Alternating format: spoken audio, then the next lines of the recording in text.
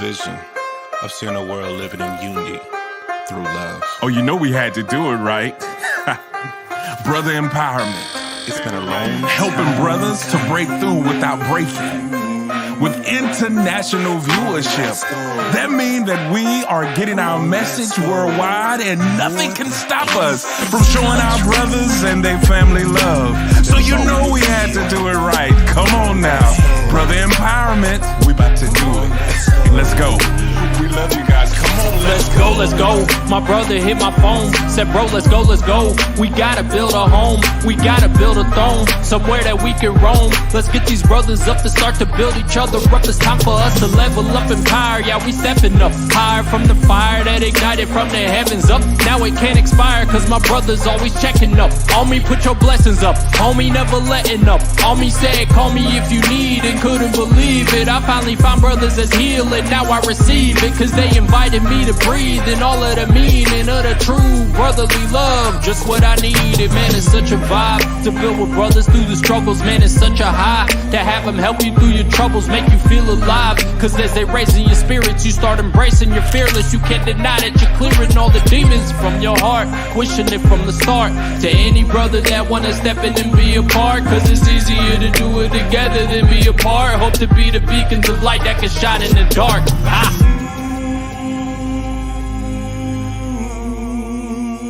Come on, let's go.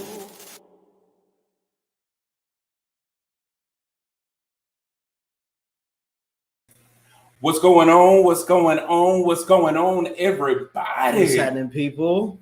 It is Thursday, so you know what that means. It's Brother Empowerment Day. So if this is the first time that you were watching, I gotta look. If this is the first time that you were watching, where you been? What you been doing? Word. But Brother Empowerment is one of those shows that is designed to encourage and uplift and help our brothers to break through without breaking. Now, this is not one of those bashing shows where we're sitting around talking about what you should have, could have done and all of that good stuff. But it is an opportunity to engage in a healthy conversation and hope that something that was said will potentially make a positive impact on our brothers and those that they are connected to. So before we get into our special guest, bro, how was your week? This week has been, man, this week has been a doozy for real. There was, man, it's been really uncomfortable and just borderline stressful. Stuff is still expensive. I know that I can't be the only one feeling that. Stuff is still expensive, y'all. Everything, gas, everything, breathing, going outside, buying groceries, everything is expensive. But not only that, man, but it's now this week, bro, really showed me that I still have some things to work on internally with myself, and some things that I thought I had some dragons that I thought I had slayed in my spirit really kind of reared their ugly heads this week. And yeah, bro, it's been an interesting week, and just it's been a little stressful. I'll say that much. Life has kind of turned me upside down for a little bit, but it's looking up. It's looking up though. I'll say that much. What about you, bro? And we lost our camera. Yeah, I don't know what's going on with that camera. I didn't even see it.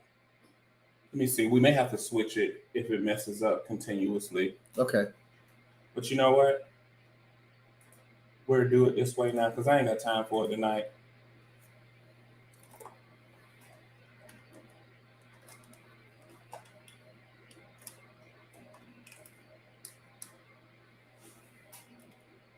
We gonna get it together. We got options. I'm not fooling with this camera tonight. And if it started back working, we may use it again. But you see how we did that? So let's see. I think we added the window just a little bit.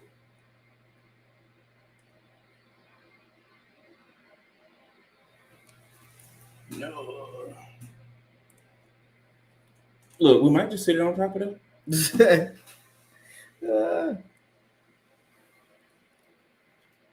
We getting it, y'all. Sometimes things just want to happen.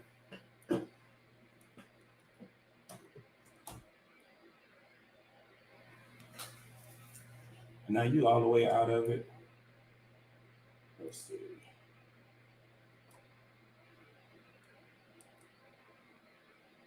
You're like, that's so ghetto.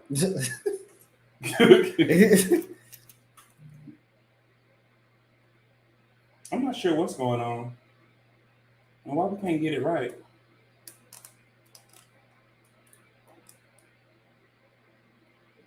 There you go. Oh, hold on.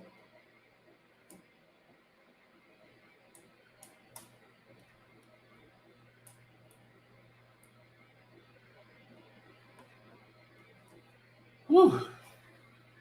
This thing is not wanting to work right today. You know what? This is what we're going to do. While we getting our stuff situated, Ricky, go ahead and introduce yourself so people will know about you. And I'm going to remove myself from the camera just for a second, okay?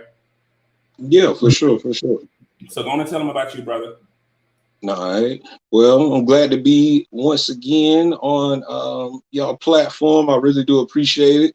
I see you guys growing, developing different things like that. So, it's good to watch the journey.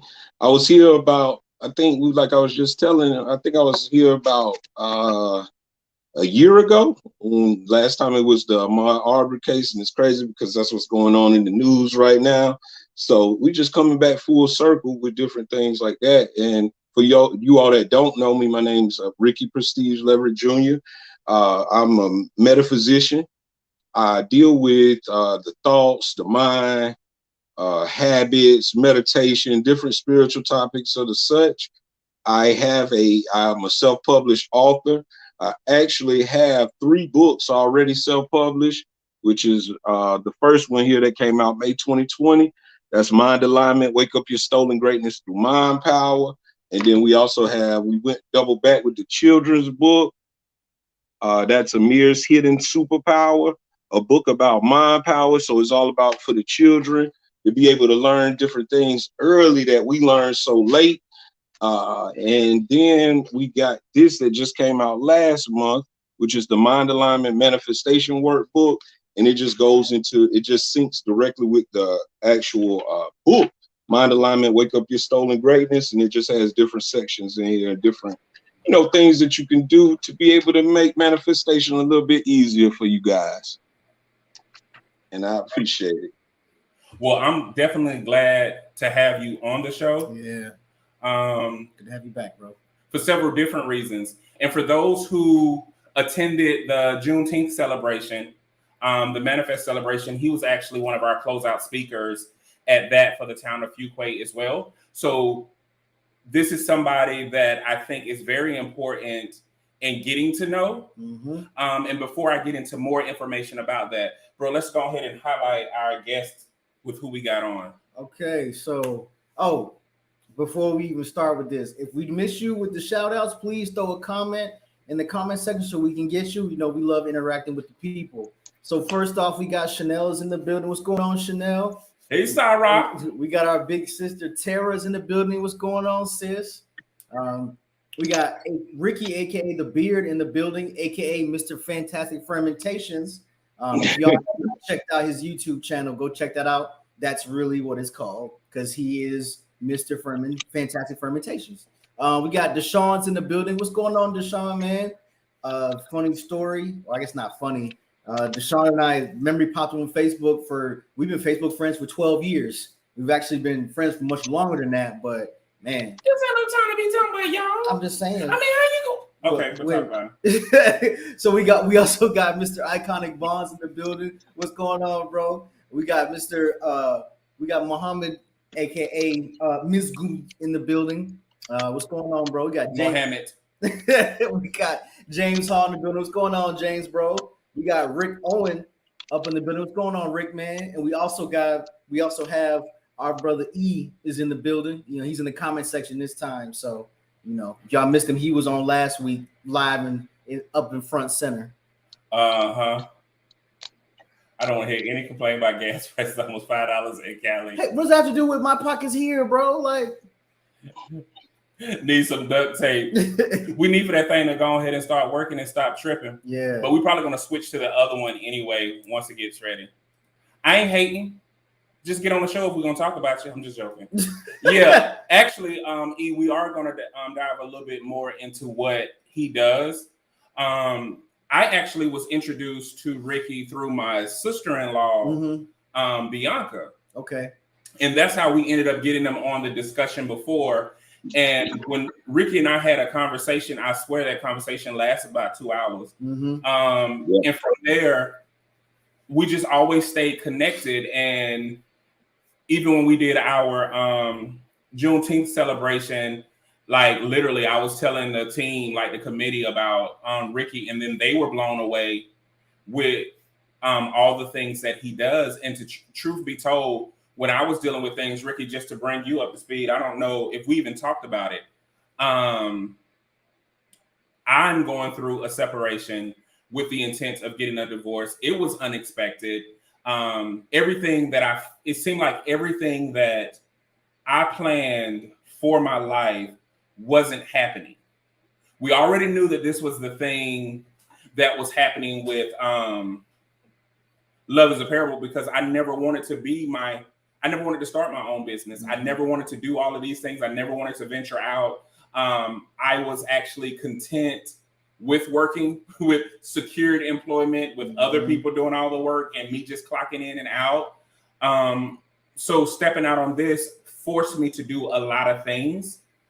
And I found myself doing two things recently, outside of, some crying and venting. But I returned to my faith even harder. I never really left, but it seemed like sometimes we need a refresher. And so I've been spending a lot of time in my faith. And then also I've been coming across a lot more of your videos. And I don't know if that is because the algorithm had changed or the universe itself was like, you need this. And your videos, especially the short ones that are on TikTok, played a huge, huge, huge factor in me getting balanced again. And so he already asked, I want them to kind of know a little bit more, because I think when you start talking about what you do as a motive, as a mindfulness or thought-provoking or metaphysical motivator, I think a lot of times that people get lost in that. So I do want you to take some time and kind of peel it back and explain, because I know like when you're on other people's show, they be like, we got to keep it moving. But I think that people need to know various forms of ways to heal. And I think it's important that you get that time, because when we had you on before, it was a panel and, you had to say your part and other people had to share it. So I do want you to have a moment to tell people exactly what it is that you do and how that can help towards healing, but also let them know a little bit more about the different credentials that you hold in the different capacities as well. So take it away, Ricky. Yeah, for sure. And I appreciate you even giving me this space and this chance to be able to explain it, because like you said, a lot of times people really don't understand what exactly I am trying to do or where I'm trying to go with everything, or what does metaphysics really even mean. So when you go into metaphysics, just to break it down in the simplest form, metaphysics is just the study of things outside of the physical. So, most things we pay attention in science, like physics and things like that. We pay attention to the things that we can actually hold, the objects and things like that. That's how science, at least westernized science, was built. It's built on being able to actually observe it. But we're going into a space now where even science is catching up with the fact that it's a spiritual nature to this world that we live in. Our consciousness and our thoughts play a heavy role in the things that we see in the reality. If you go into certain subjects like, and these words scare a lot of people, but it's not anything to be scared of, because it's really things that you do anyway. It's just the English word that's used, and a lot of times it pushes our people away. But if you look into quantum physics, they're going more into things that the spiritualists knew years before. such as consciousness plays a role into your reality, meditation, breathing, and things like that. And that's the direction that I'm going with. I want to be able to be in a space with me being an African-American male, to be able to get some of these terms and some of these techniques and some of these things deciphered for my people so they can use it. And I put it in the most simplest form that I can so it doesn't scare people away. But what I do directly, like how Dwayne was saying, is as far as it goes with like social media, I always post positive messages. I always post, deep positive messages, not just, the surface level, you got it, you can do it. No, I go into things like, why do you do those certain things that you're doing that happen in your life? How can you heal from certain traumas? How can we change your mindset to be able to change your perspective to come up with a solution? And now my work has went into, initially it was a speaker, then it went into the writings, and now I'm going more into different services I'm going to be able to offer people, where we're going to actually align your mind. Don't be scared, no hypnotism, but align your mind to the greatest form of yourself. So what I basically do, just to break all of that down, is I study the mind.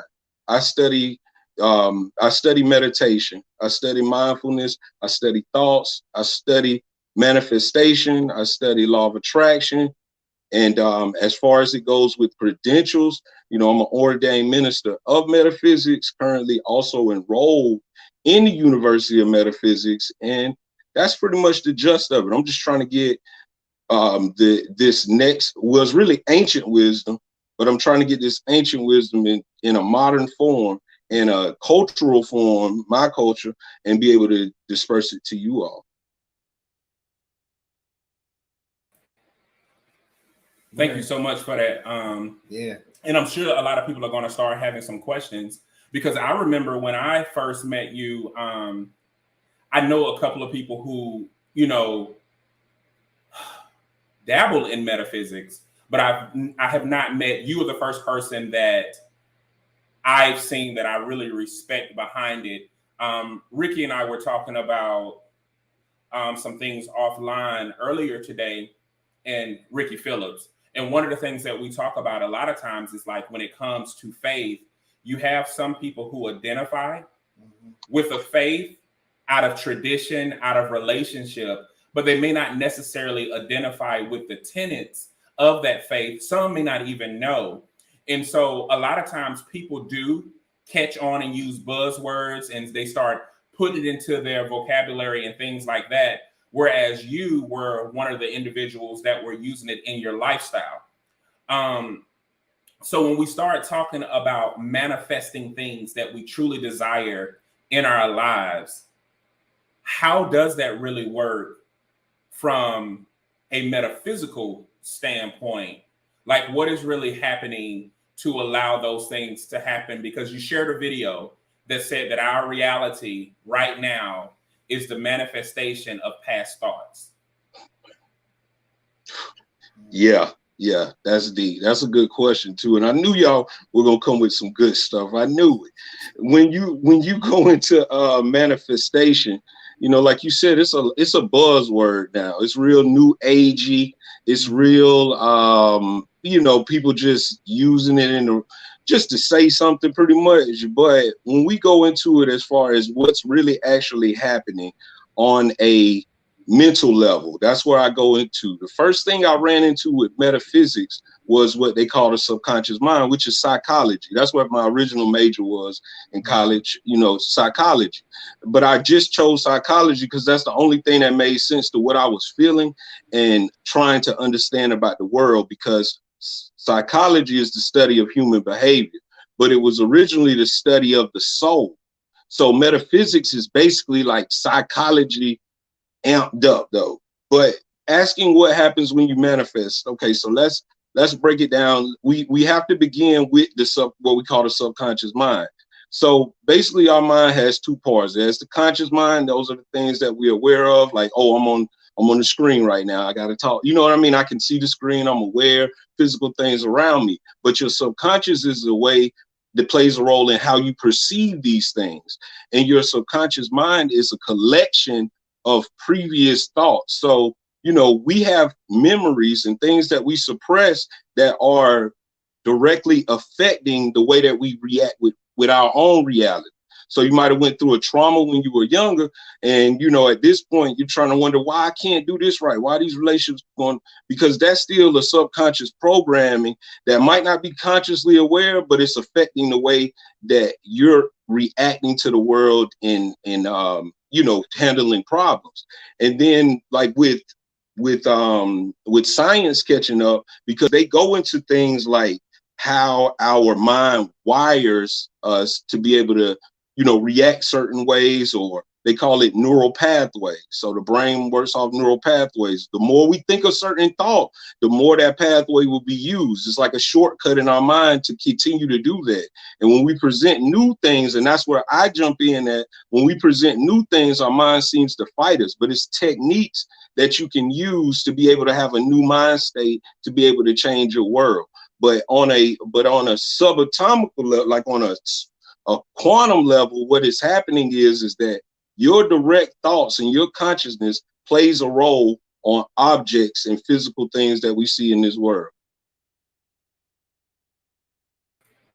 Man, it's a whole lot. That was a whole lot, and we definitely got to do some shout outs. So my Booski, aka She-Hulk, is in the building. What's going on, babe? And then you got Joseph that's on. Remember, we met him in South Carolina about 2 years ago now. Yeah. When we spoke down there in the conference. That's correct. What's up, Joseph? Hey, Stephanie. What's going on, Stephanie? Long time no see. Ricky. Next. What's up, April? Again, long time no see. Hey, Sherry. So before we go to Stephanie's question. What's up, Sean, bro? Hey, Sean.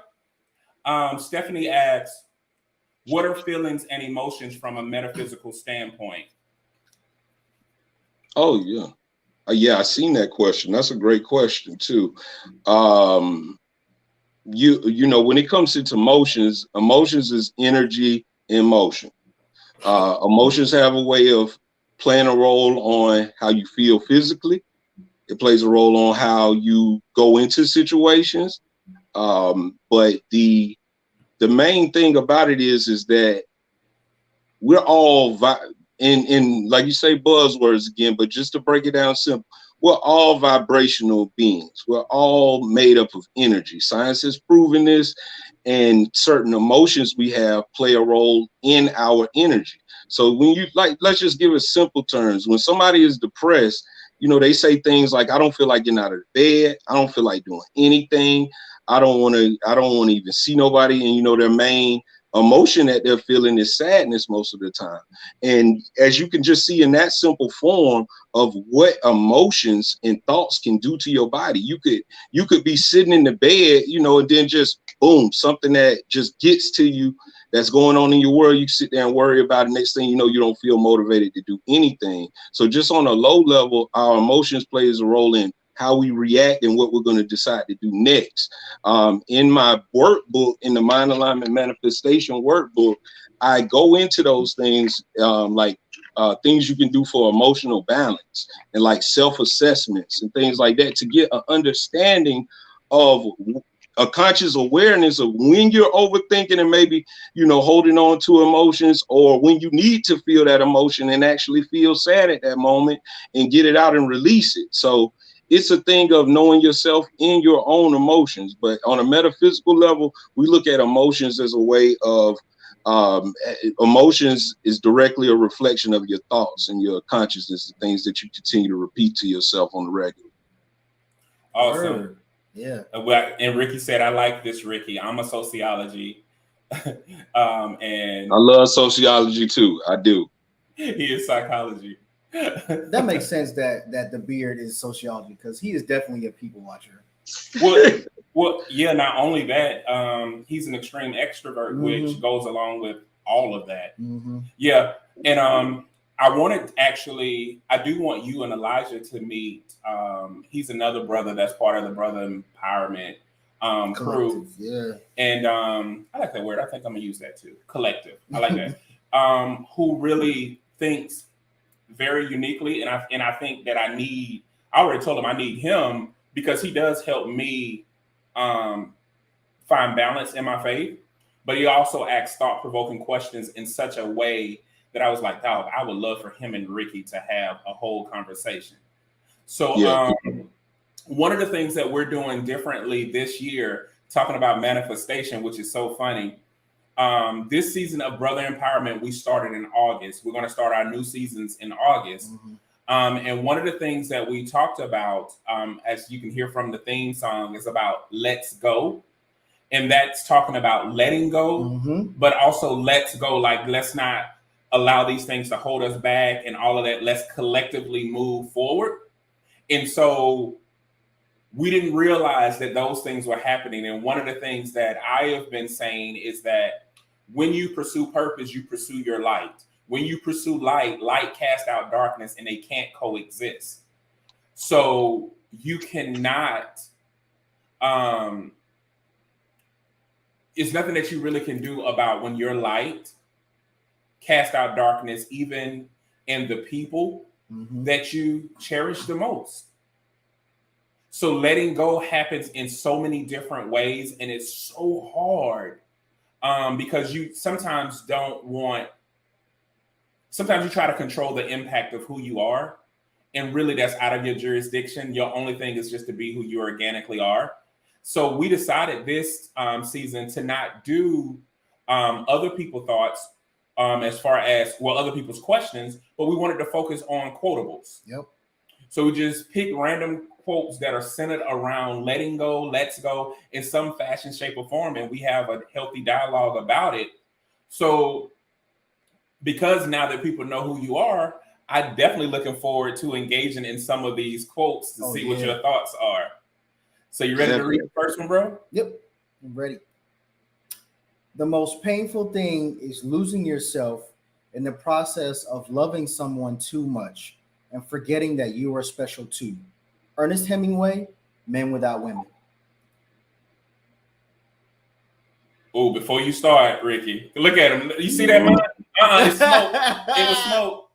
Joseph said, recently came across a study that was conducted on thoughts.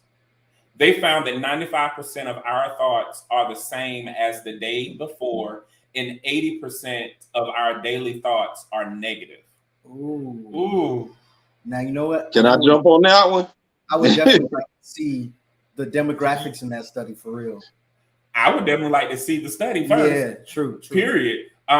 Send that information, Joseph. But go ahead. What you about to say, Ricky? Put the link right in the comments. Which one you want me to go with, that quote or what he just said? You say you want to jump on this first, or you talking about the quote? Yeah.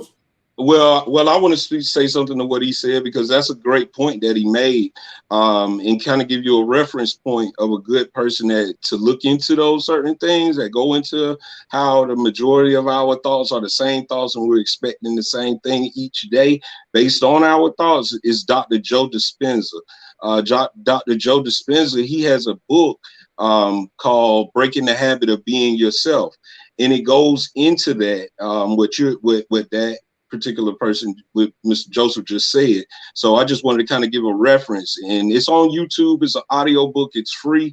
Breaking the Habit of Being Yourself, and his name is Dr. Joe Dispenza, and he's a doctor, but he's a he pays attention to neuro waves and things like that, and consciousness. So that's somewhere where they can go with that.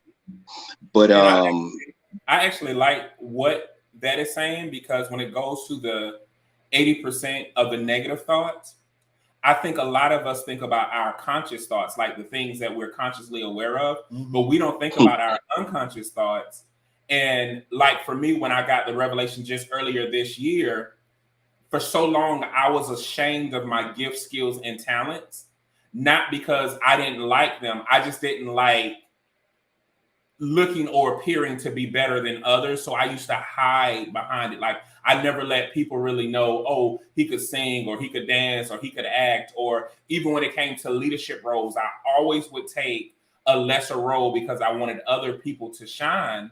So subconsciously, even when it came into the manifestation of Love is a Parable was not reaching where it needed to go, because I was still acting as I was second best subconsciously. And that was 80% of my thoughts. And I wasn't even thinking about that. I was speaking, my conscious thoughts were positive things, but my behaviors went along with those negative thoughts that hindered me from moving forward. And I don't think a lot of people realize the negative things that they have told themselves, and they become habitual, so we don't even think about them anymore. They're just there.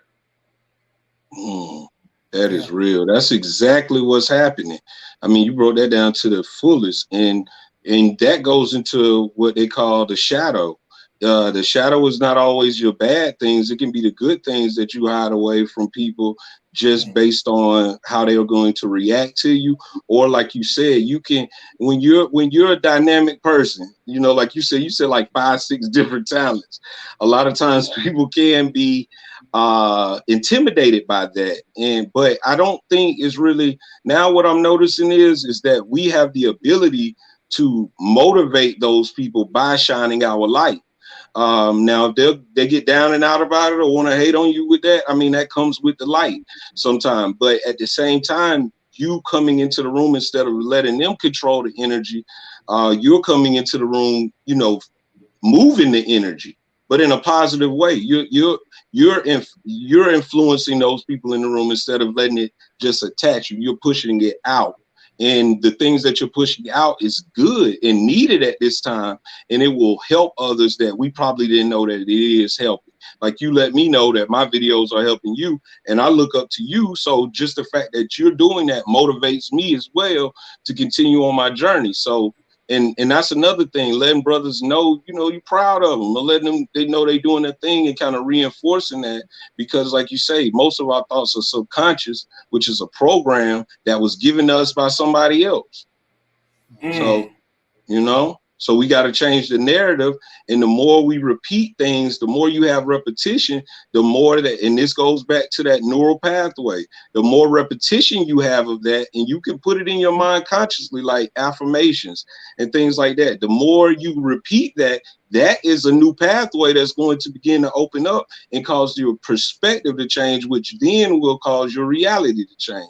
So it's a lot of things that affect us deep down that we hide, even our good abilities. So that's like, that goes with shadow work.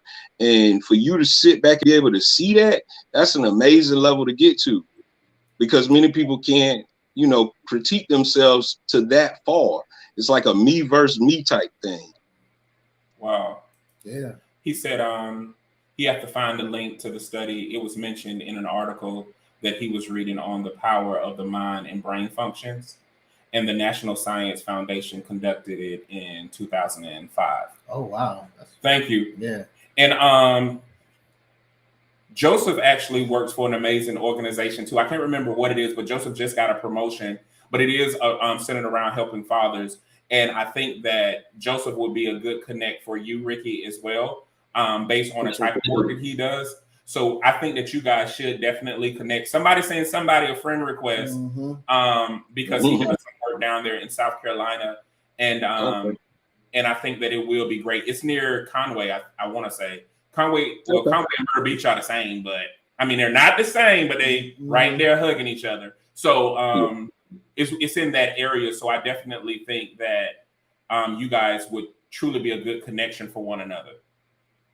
So my mama came on. Hey, Mom. Hey, Mama Garnett. Hey, Mom Dukes. So back to this quote. What are your thoughts? Okay, so the most painful thing is losing yourself in the process of loving someone too much and forgetting that you are special too.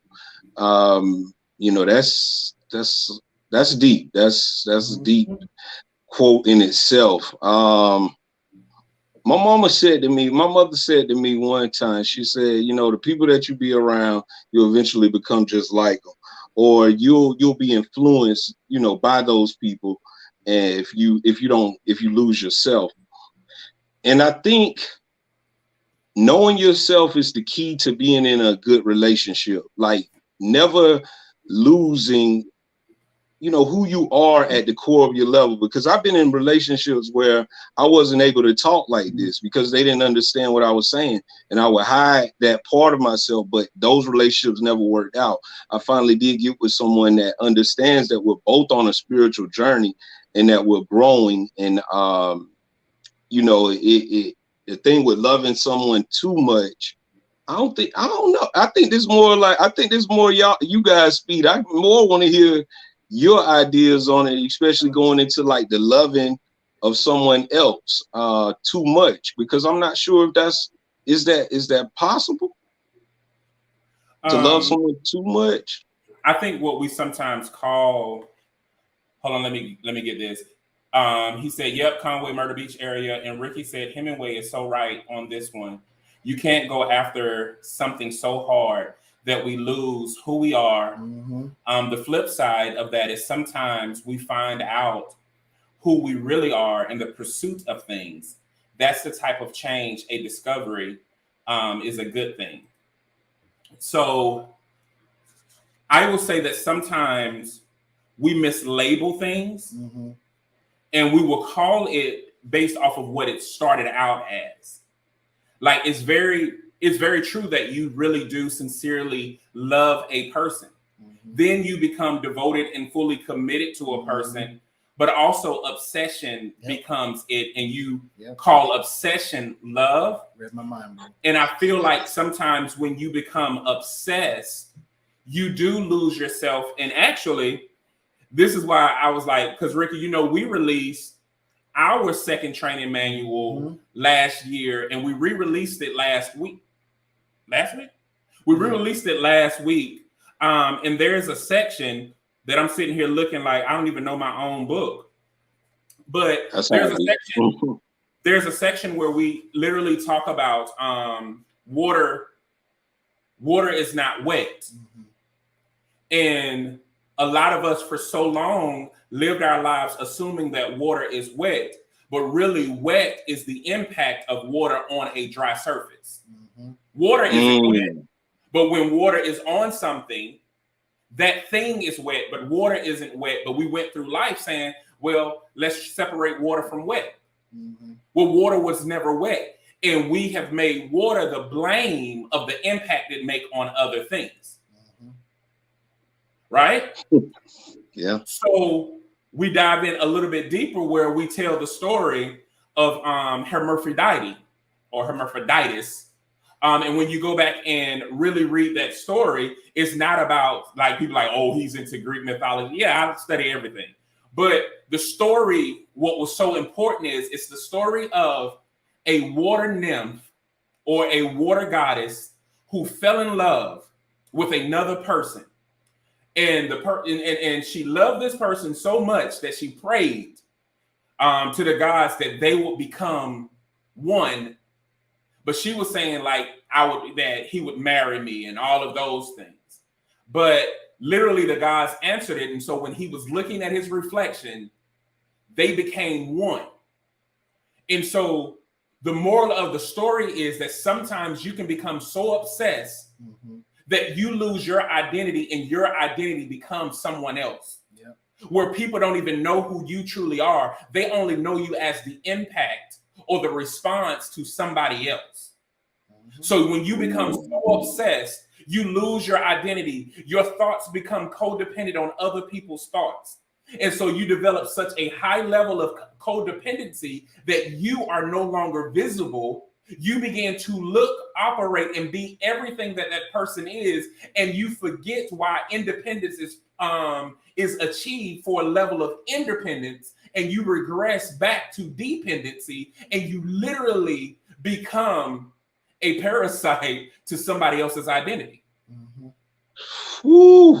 Yeah. Man, no, that is deep. That's like, I say this on, and I like you were saying something. I'm sorry. No, I was saying, bro jumped in the rocket ship on us for real. I didn't even see that one coming, and that's something that I'm still working on when it comes to relationships, because I can be transparent at this moment right here. I feel like with mm-hmm. me, I think I'm the one that may be pushing my beliefs a little bit more on, because my woman has actually told me, like, before she do, and I've been working on it. She was like, before I do something, I got to worry about how you gonna see it, how you gonna view it. I'm worried about if you're gonna be upset, and you know what I mean. And I felt bad that I put that on her where she feels like she can't be herself. So the other day I told her, I said, and it was more so about bills or a job or something, and she was tired of it. And I said, you know what?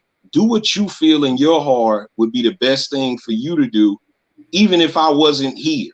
Mm-hmm. Even if I wasn't here, what do you feel like you should do? And she did what she felt like, which was quit, which I was a little worried about, you know what I'm saying? But she felt it, so she quit. But the next day, she got a job offer. Mm-hmm. Because she felt like she couldn't be at that other place no more. But instead of me being like, man, we got to pay these bills and we got to, I released it onto her.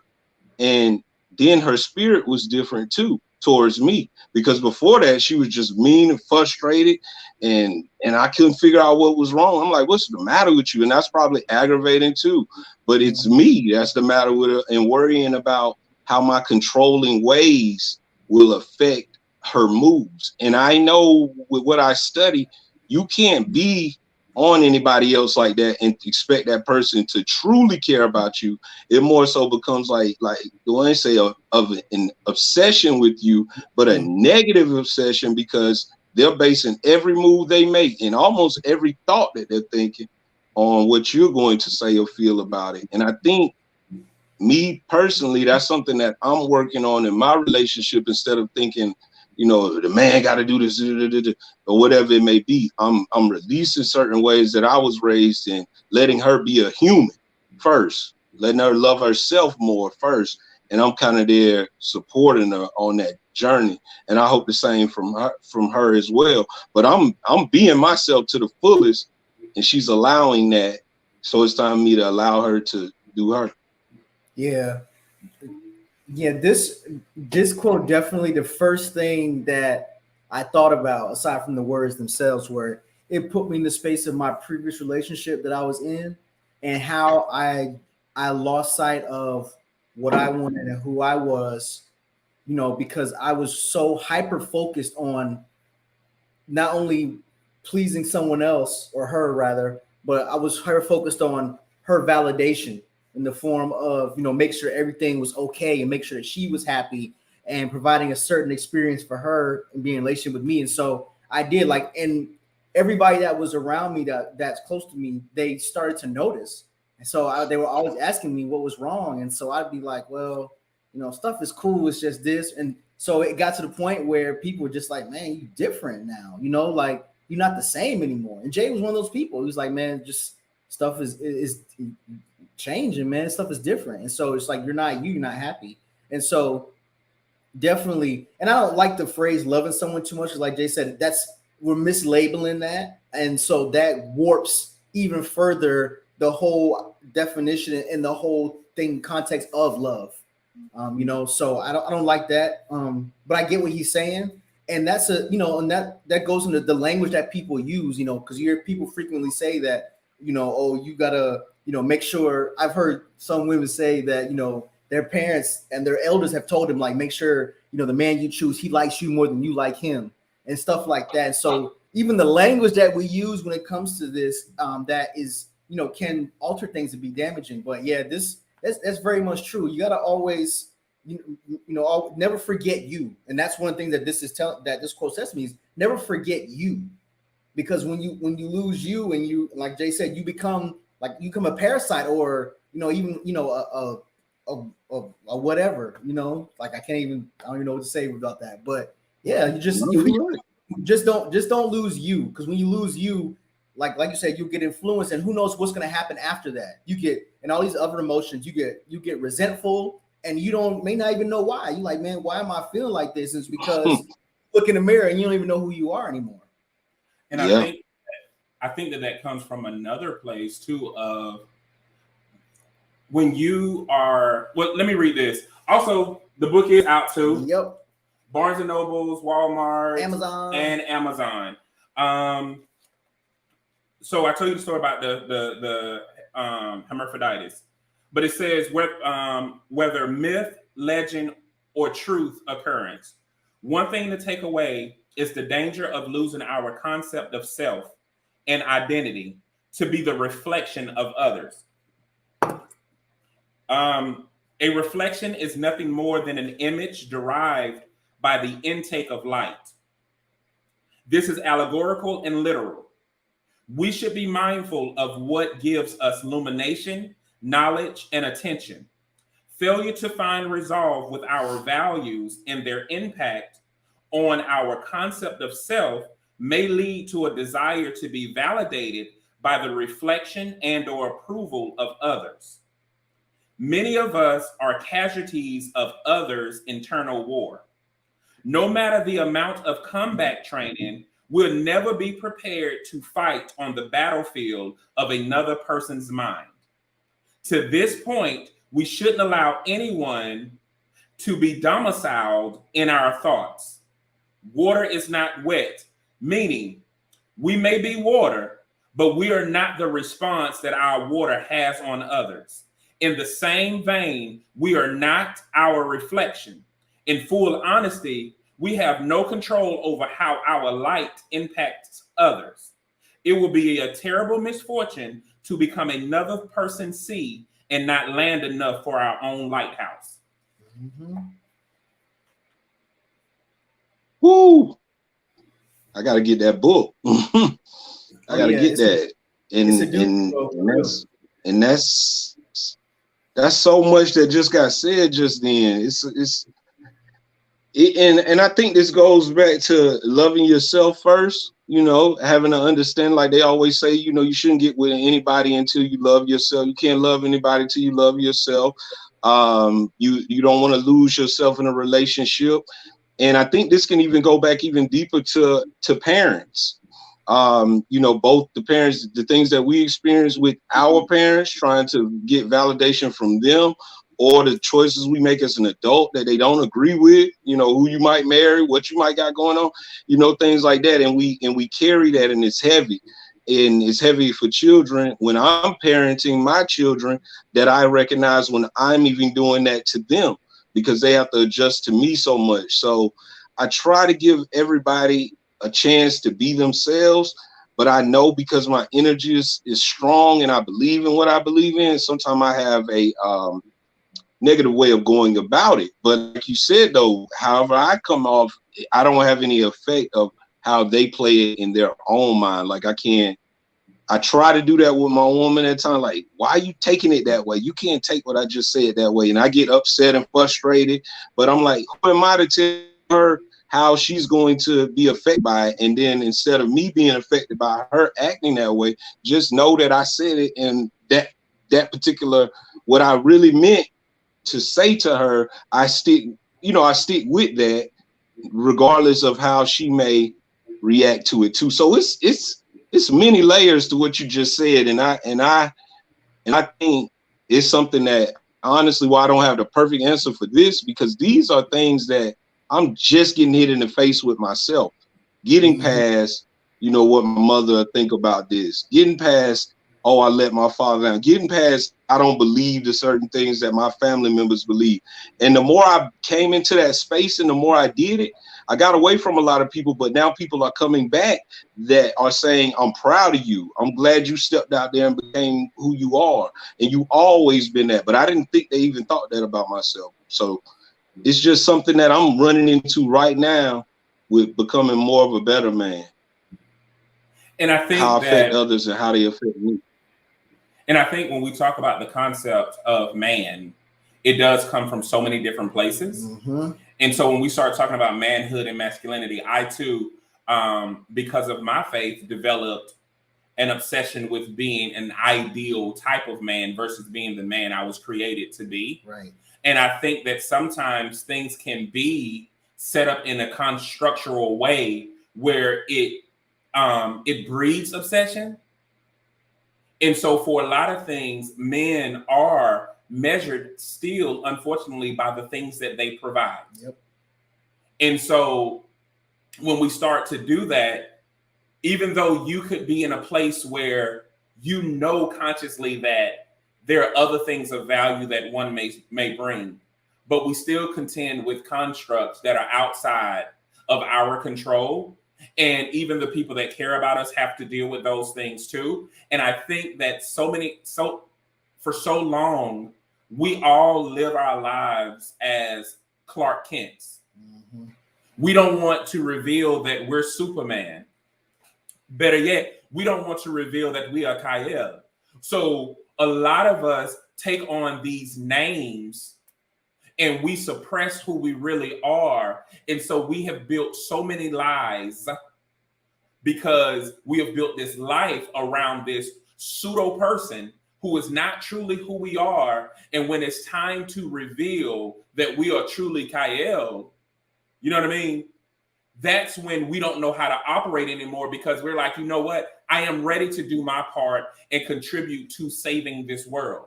But what happens to this whole infrastructure that you created on the Clark Kent ideology?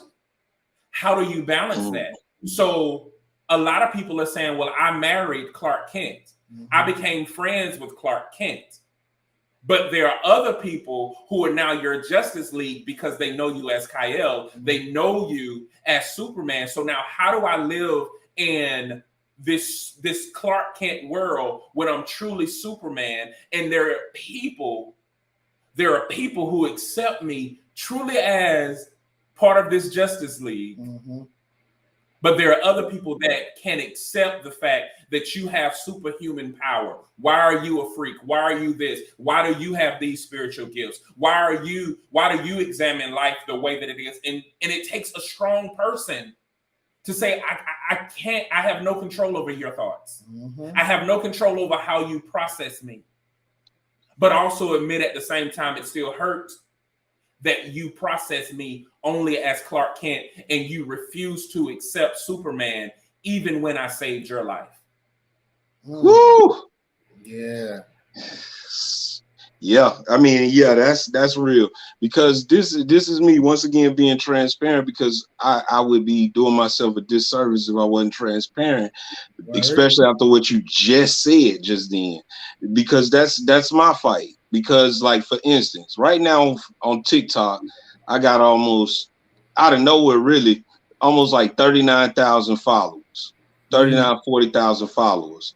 On Facebook, you know, that's your cousins, your family, certain people that, you know, that know you. And they don't know that I got all that going on the other side. They may not know that I got, you know, saving people's lives on the other end, because they see me as, quote unquote, Lil Rick. You know what I mean? You Lil Rick. You know what I mean? So it was a fight at one point, but then I embodied the full person that I was. Because and you, Jay, you even said something to me once. You probably don't even remember. On the phone, I was talking about my book, and I said I came out with mind alignment because I wanted to kind of water it down, make sure, you know, people wouldn't feel any kind of way. But I really wanted to make it about Black people in the mind. I really wanted to go all the way in with it. And you said, well, that means that your book is not all the way finished, because you didn't put what you really felt in there. You put in there trying to get a target audience, or, you know, worried about how the outside would, you know, feel about it. So I took heed to that. And now I'm being myself. I'm embodying all aspects of it. And my next book is the one that I really going to go in, because it's truly me. It's Mind Alignment 2.0, Paradigm Shift of the Black Mind, because that's what I really want to talk about. Instead of worrying about, oh, people going to feel some kind of way. The white people that know me going to feel some kind of way. These people going to feel some kind of way. Now it's like, no, this is my truth, bro. And I got to put it out there, and I'm helping people with it. And like you said, if you don't feel that way, it hurts me that you don't feel that way. But this is bigger than your emotions or your thoughts about me. And I realized my purpose was so much bigger. And I also realized that we have limited time here based on how much has happened in this world so far. And I see people that's passing that look just like me out of nowhere. And I feel like I have to be Superman now, because it's going down outside.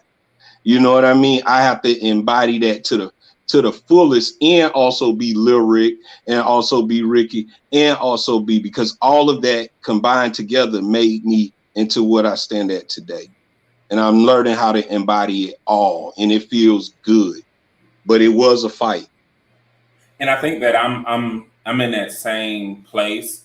And guys, we are going to go over, and I didn't intend on not, to be honest, because I want, a lot of people don't know what's out there, and they only know what they know.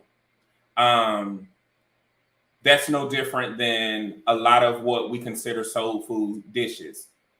There was a time that was all that was provided, and therefore we made the best out of what is provided. So even though we have access to other things, we feel like, because if I take on something else, that now is rejecting the premise behind us still having to do what we had to do. And those things are not necessarily true. And so as we advance and we get access to things that everyone should have had, for the most part, we do develop a new lifestyle or a life rhythm around that.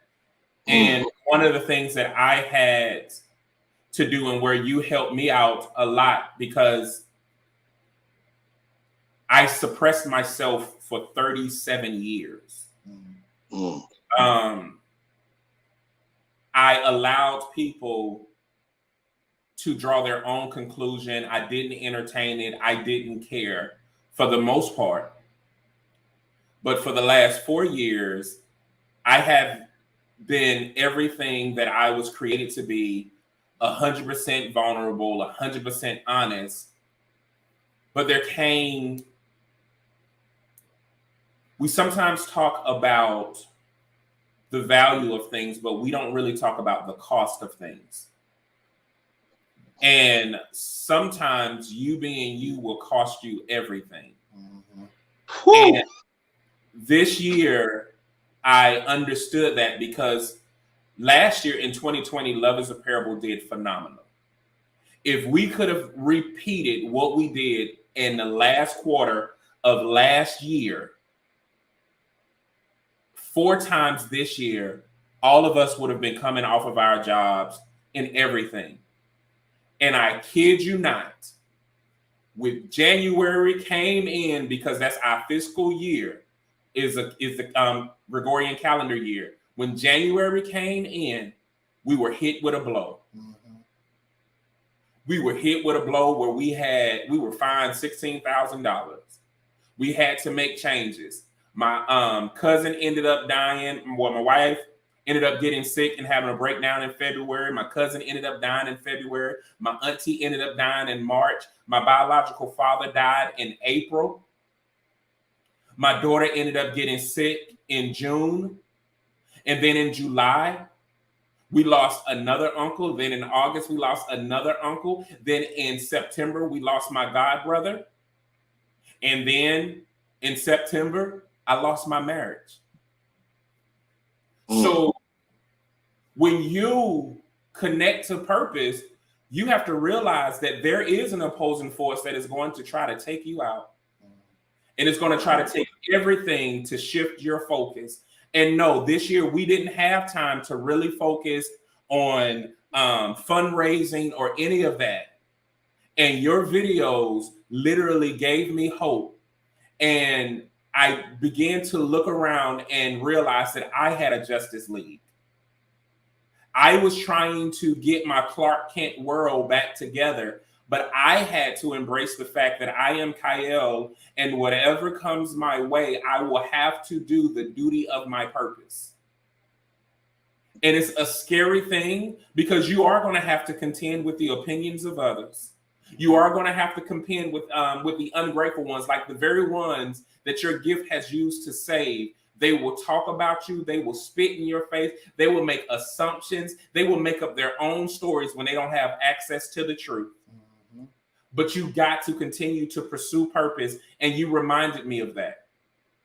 When I looked at those brothers who shrouded me with love and affection, that reminded me that there is a Justice League. When my sisters came out of the woodwork and shrouded me with love, that reminded me.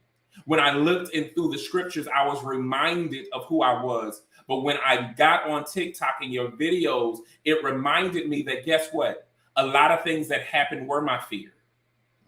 My fear was that Love is a Parable was going to be unsuccessful, so I was going to have to get a full-time job. My fear has always been divorce, because I never seen a healthy marriage. And so I had to also accept in that very moment, there are certain things that I meditated on. There were certain things that I professed subconsciously that have manifested themselves in this moment. And I now have to make a conscious effort to still pursue purpose, still change the way that I view things, change the way that I look at things. And so, Ricky, I do want you to know that I'm extremely proud of you. Mm-hmm. And not only am I proud of you for doing what you needed to do, you did not let up. You were everywhere. You were in magazines, you was on podcasts, and I could still celebrate you, even the stuff that you were doing when I was going to funerals. Mm. I was able to sit back and say, my brother out here in the middle of a street in the throne with his lady on his side, you know, you were doing that. So keep doing what you are doing and helping other people know, because what people don't realize is that this can help you connect to those things like your faith. If you don't realize your negative thoughts can hinder how you synthesize the Heavenly Father, how you synthesize scripture, how you synthesize light. So I'm very proud to know you, and I hope that that TikTok pays in such a way that you don't have to worry about your Facebook at all. Mm-hmm. And you know what? And you can start living a life where, like, your family only responsibility is to be your family. They're not supposed to be your supporters. They're not supposed to be that. You are seeing who your consumers are, who your viewers are. Those are the 30-something thousand people that don't know you. Mm-hmm. That's how it's supposed to be. You're supposed to make an impact. And you're doing just that.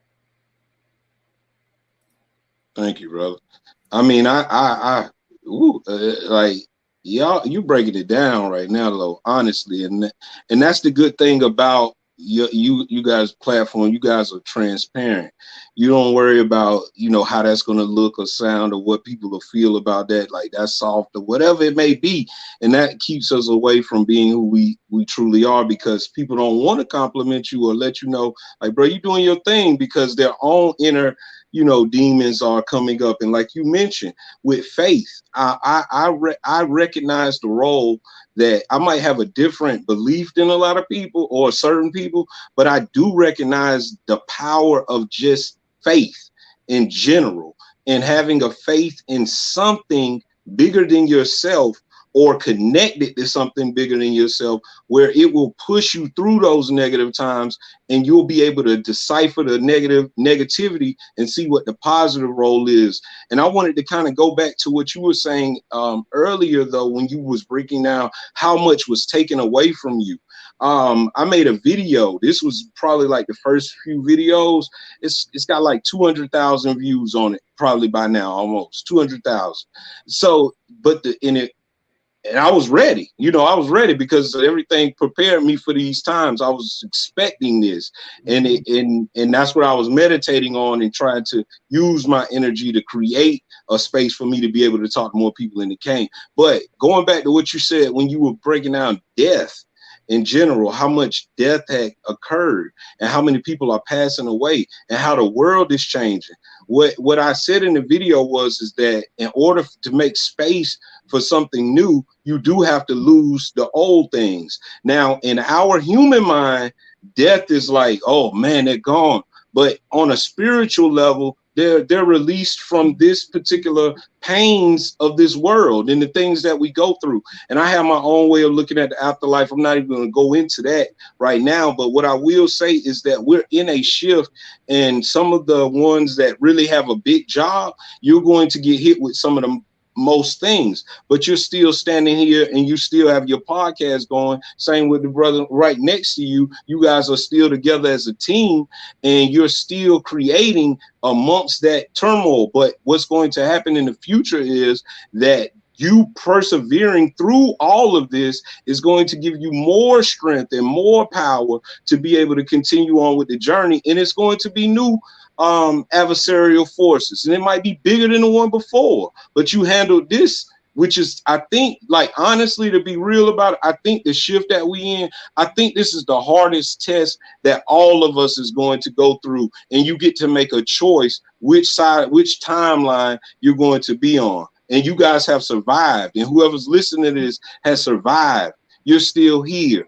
So it's like a new world, and it's exciting if you're looking at it through the right lenses, because a relationship gone, a job gone, people, family members gone. Sometimes that is exactly what you need to be able to be by yourself and find yourself to the fullest. And then you're creating a whole new world. Like you said, now you're creating your Superman world, what you deserve and what you should have been had.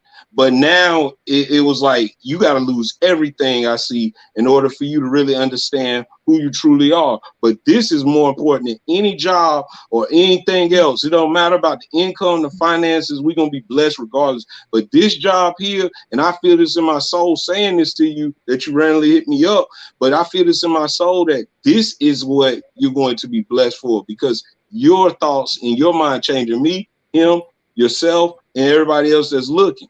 And so as you guys setting up this platform for me to do the same to others out there, that's the real work that we're doing. And the system's not going to always recognize that as something valuable, because we're not even part of that system. Really, we're in this world, but not of it. Yeah. But we got to let it go, because like my soul fights with me doing anything now that doesn't align with who I am. I mean, I'm talking about, I'd be more sad or frustrated trying to do things that I normally would have just sucked it up. Now it won't even allow me. Come on. Yeah. Not even allowed to do that no more. It's like, nah, bro, like we're not going back there. I'll take it away from you before I allow you to go back to that point. Oh, man. You know what I mean? It's like, leave. It's like, that's all I'm hearing in my mind. Leave whatever doesn't fit you. You good, bro. Like that's how my mind talks to me in a way, though. It's like, you good, bro, regardless, because you're doing the what you're meant to do. It feels good, doesn't it? So if it feels good, continue to build that energy up, and all these other narratives that we were taught, that's gone anyway. That's a dead system. So we creating a new. It's dead. That old stuff that we used to do, it's over. Like, we know history was a lie. We know that this system was parasitic. We know that you know, people are quitting at an all-time high. The master reset. You're still alive. You made it through Corona. You're still here, even if you did get it, but you survived. So I think this is the perfect time to be turning into Superman, and you're needed. Woo-hoo. Man, we need it, bro. Like we fighting a fight that many won't even pick up. We are spiritual warriors, like literally, we literally are fighting like my job, the job I'm with, they want me to force me to get the vaccine, something that I don't believe in. And why would I do that to do something that I already don't want to do? I already don't want to be at the job. So I'm gonna sacrifice my own beliefs to go and do something that you guys are mandated that all looks fishy to me and suspicious. I'm not going to participate. And my faith is what's going to keep me afloat when y'all do something to me. And even if you do something to me, we still live on through our words in these videos. Oh, yeah. Elijah, you're right. He said that the previous quote inspired so much. Yeah, we went to another level from that. Yeah, we said good stuff. Hey, Patrice. So I'll say this, because, and this quote seemed to be appropriate in my response. It said, "You see my tears and the rain underneath it all. We're just the same." Machine Gun Kelly. And I think that that's so important, because one of the things that I said to the Heavenly Father when I got the mission to do Love is a Parable, I said the only way that I'm gonna do it is I'm gonna do it your way and your way only. And so one of the things that I knew what was important is understanding, in Hebrew it's called achad, but understanding the plural version of one. And when we think of one, we only think about one in a singular capacity, but we don't think about oneness. And I didn't want anyone to ever feel like they were not, that success doesn't have to be a one-man venture. So one of the things that I always did was use everything that I had to elevate other people. And some are doing a whole lot better than me. Mm-hmm. Some have reached back and said thank you. Some have not reached back at all. And some are like looking at success as if somebody else being successful will make them less successful. And that's not true. So what it does, what love really does, is it makes us accountable for the love that we have, so we begin to love responsibly. Mm-hmm. And a lot of us are not loving responsibly because we don't understand the capacity of love and how love is connected to both purpose and light. Mm-hmm. So even though I was going through, that didn't stop me from sharing your book release or sharing somebody else's video release, or even like right now, pushing Iconic Bond's music. Yep. We don't know how to use our platform and our gifts and how our gifts have made room for us to make room for others. Mm-hmm. Sometimes we feel alone, meaning it could be you having a TikTok success to elevate Love is a Parable, to elevate, Iconic Bond or whoever else that you're connected to on TikTok.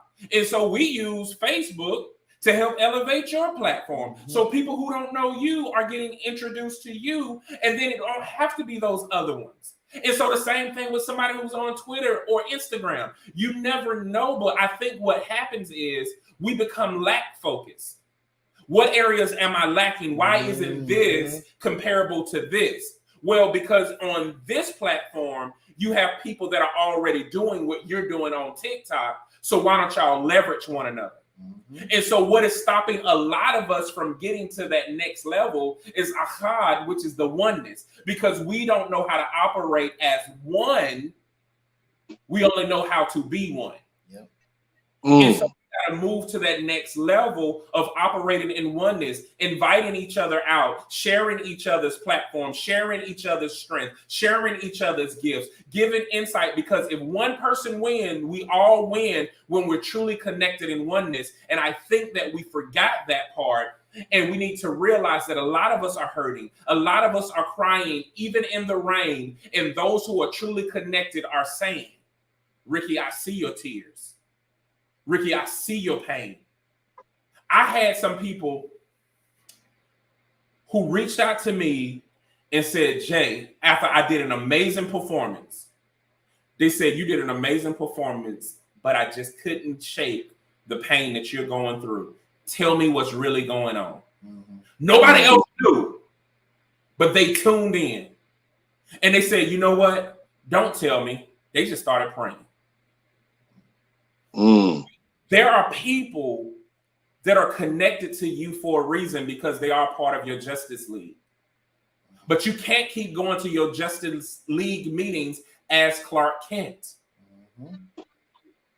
You see what I mean? Yeah.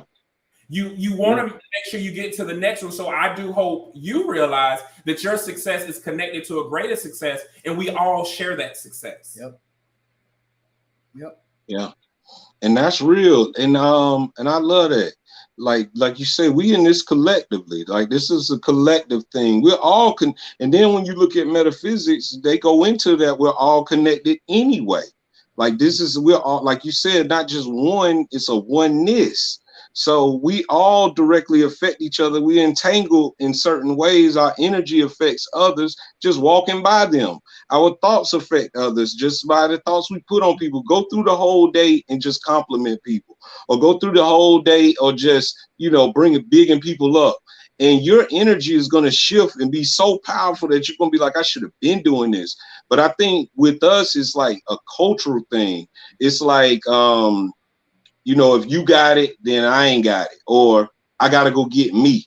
but I'm learning and I'm releasing that, and I'm getting to that point too, because I was frustrated with you know, my motivation is like, I'm gonna go hard because you don't believe in me. I'm gonna go hard, bro. You know what I mean? And sometimes that's good, but then that leads to when I get there, I'm by myself because I didn't got on everybody else of just focusing on what I'm trying to do and leaving them out and only using their hate as my motivation. But I'm getting now to the point where I want to show love because I'm secure with what I'm doing. And even if I fall off, I still want to be able to be secure with who I am. I'm still Superman. I might just be going through something. And I have humbled myself to a certain degree now, because in this world, sometimes it's hard to be humble, but to a certain degree I have, and I'm learning from like younger people that's younger than me. They teaching me about TikTok. He's 21 back in the day. I'm like, I don't have to listen to you, bro. But now I'm like, let me hear what he got to say. He understands this. And I'm trying to get to the point of bringing people in that kind of do what I do and introduce them to my audience. And like this interview here, I'm going to post it on TikTok, but I'm going to like take certain parts, maybe that Dwayne said, and then your following goes up as well. So I realize how we all intertwine together and we can help each other. And you guys just having a conversation with me tonight is helping me, regardless what happens with views or anything. So I appreciate that. Yeah, we in it together, bro. And I wanted to have an opportunity, because I was having a text message with Iconic, who's also my frat brother, who really is a brother that I love. And it was amazing how certain words have a power to bring you out. And he said, we just want you to get back to you. And for some reason that registered with me, because even from a faith standpoint, what the Heavenly Father wants us to do is to return. Mm-hmm. We get so caught up in moving forward and we think that returning is a regressive step, but it's not. One of the most progressive things that we can do is return to who we are organically. And that's what Love is a Parable teaches. It doesn't teach anything new. It just shows people how to return to them. And I'm at a place now where I'm no longer a survivalist. I'm a liver. I live. I am not looking to survive anymore. I'm not looking at any of that. And so I believe in us connecting, in us moving forward. And I am just grateful for about the things you think things are happening for you now. Things are going to really elevate because I'm connected to you in faith, and I'm connected to you in heart, and I'm connected to you in love. And you are part of that collective of thoughts that I do think about. And I realize I didn't spend enough time telling the people that I truly value, what I value in them, and how much I value them. And so we were brought together by my sister-in-law, and I'm so grateful for Bianca for doing that. But now I hope that you realize that your world has just become so large that you can no longer be Clark Kent. Just go to your Justice League, bro. Yeah. Right. So now we're going to do Positive Brother shout out, because this is our way of esteeming our brothers. So this is a moment in the show where we just esteem brothers who are making positive contributions to our community and society. So, and most importantly, some that don't normally get it. Mm-hmm. So who you got, bro? Who I got to shout out? Yep. Let me see. Let me see.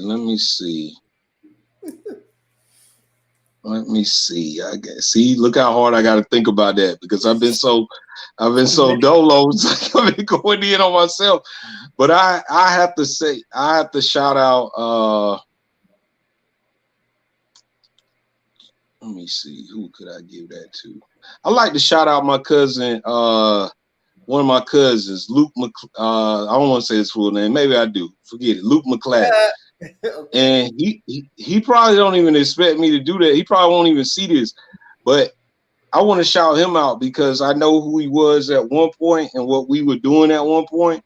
And right now he's took his craft and his skills and his abilities and he started his own company. He got a website, you know, he does flooring, Skywalker flooring. And just the fact that he's doing that and what I know who he was and what we were doing, you know, I'm proud of him for even trying to put that out there. And he also always supports me. He bought the book and he comes from childhood. So it's good to see a family member that is supporting me and I support him on the level that he's taking his skills and his crafts to. Well, that's what's up. That's what's up. So you came to the McCladys? Yeah. That's all my daddy's last name was McClady before my grandmother got married to her dad, Leverett. So my dad was Ricky McClady. Wow. The McCladys in Columbia County? Yeah. You remember we talked about it? We about cousins. Oh, Garnett. Yeah, that's on my daddy's side. Yeah. The Garnett, McCladys, all of that. The Pollocks. Yeah. We all cousins. There ain't but so many of us. And the boys' sons and beards and all of that. Yeah, that's on my mama's side. They all from Columbia County too, so it's a lot of Yeah. So dog, okay, that threw me off. Who you got, bro? Yeah, the world is big and small at the same time. But no, for real, man. I definitely want to shout out Ricky for coming on, man. Especially, you know, like on short notice, man. Definitely, bro. I mean, I follow you on Facebook, and I gotta check on TikTok. I'm not on TikTok as much as I should be, you know, but I think I follow you on there too. So man, I just love what you're doing, man. And you came on here tonight, man. Dropped some big gems, bro, for real, man. Like, you know, need a dump truck to pick up the gems he dropped, man, for real. So definitely want to shout you out, bro. I want to shout out my brother Jay for you know, taking off on the rocket ship on us a couple times a night, you know, like you do every week, you know. So, but he's just Jay, man. You're just a dope brother, man, and my brother, and you helped me through a lot, man. Like I can't think of anything these past couple years that I've been going through where you weren't right there. So I definitely gotta shout you out, man, because it's been a journey, mostly positive, man. But there has been some doozies, bro, and you know you've been right there, man. So I definitely gotta shout you out, man.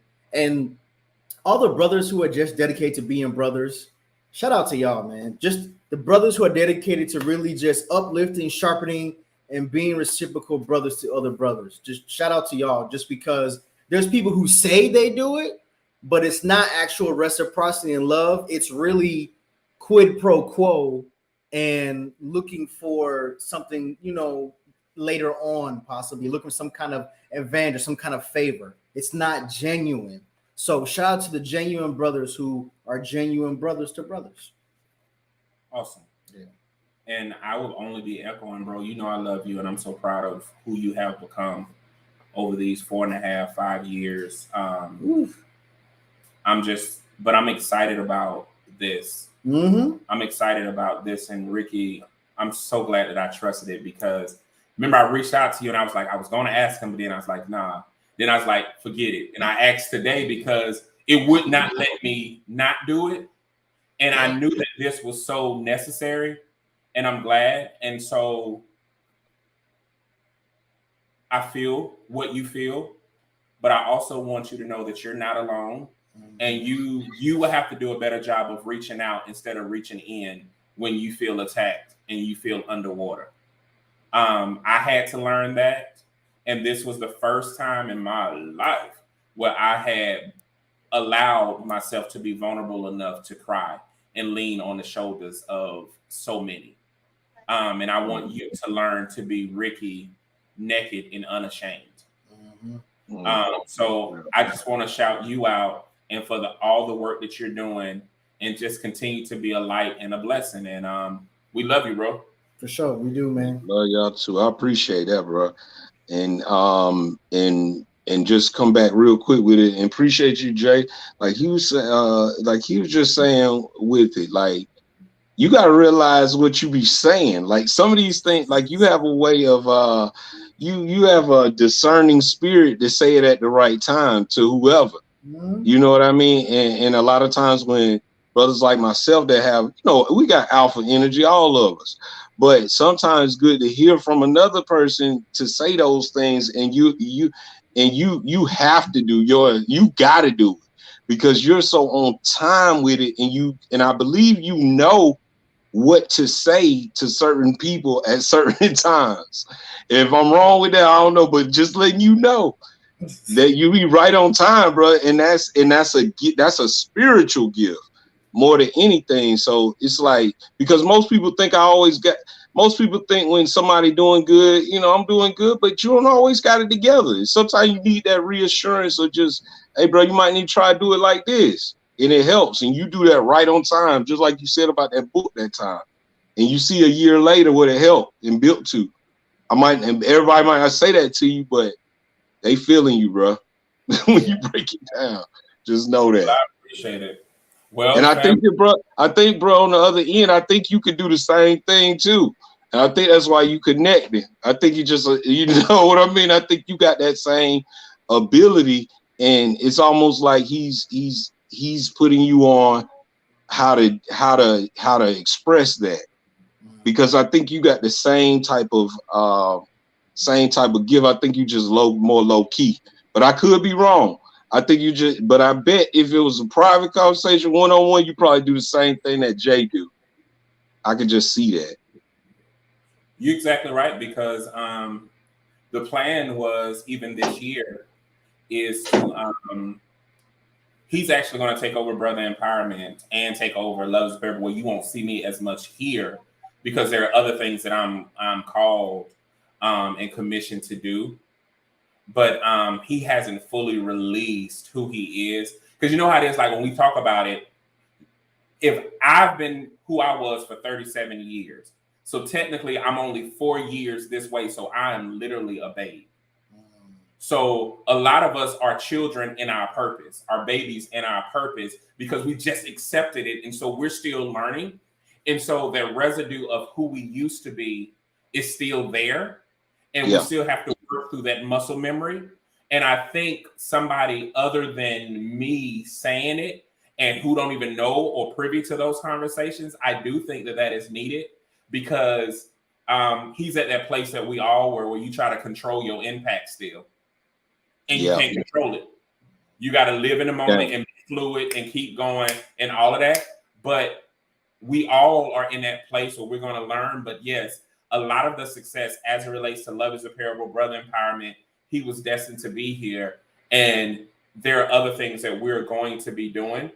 And that is also to make way for brothers like you to actually come. Like, we want to do real conferences where we can have real, where we can have brothers like you guys to come, and we truly build where we don't just leave feeling empowered. We leave starting businesses. We leave making impact. We leave doing some things where we leave dismantling all of the things that was set up to try to destroy us. And so I'm gonna leave it there because, but for all the people who are viewing, Rick, you can just stay on for a minute. For all the people who are viewing, if you feel that nobody in this world loves you or care about you, you just met 3 people that do. We'll see you guys not next week. The week after. The week after. The week of the 2nd. Yep, we'll see y'all the week of the 2nd. We love you guys. Love y'all. Cause as they raising your spirits, you start embracing your fearless. You can't deny that you're clearing all the demons from your heart, wishing it from the start. To any brother that wanna step in and be a part, cause it's easier to do it together than be apart. Hope to be the beacons of light that can shine in the dark.